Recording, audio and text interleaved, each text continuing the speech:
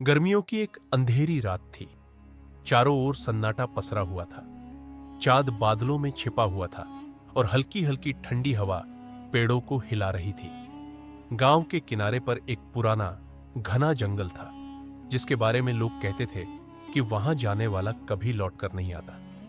मोहिनी नाम की एक निडर लड़की थी, जो अपने दोस्त की शादी से लौट रही थी। गांव की पगडंडी से होते हुए उसे घर जाना था, लेकिन शॉर्टकट लेने के लिए उसने वही भूतिया जंगल का रास्ता चुना जिससे लोग डरते थे। जैसे ही मोहिनी जंगल में दाखिल हुई, अजीब सी खामोशी ने उसका स्वागत किया।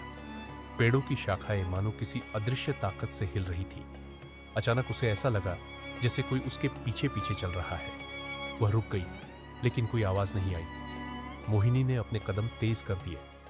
तभी उसे पास के झाड़ियों से किसी के कराहने की आवाज आई। डरते डरते उसने वहां झांक कर देखा।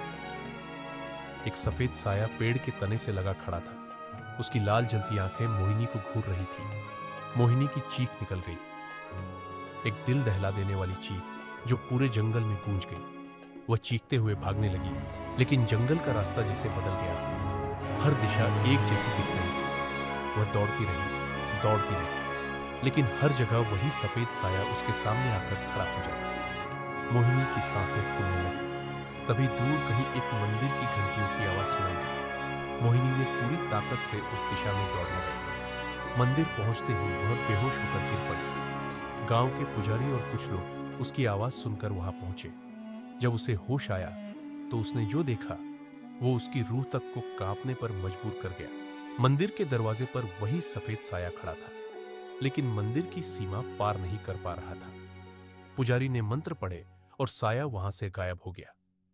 तब से मोहिनी ने कसम खा ली कि वह कभी उस जंगल के भूतिया रास्ते की ओर नजर भी नहीं उठाएगी। गांव वालों का कहना है कि आज भी अगर कोई रात में उस जंगल से गुजरता है तो मोहिनी की चीख और सफेद साये की परछाई पेड़ों के बीच दिख जाती है।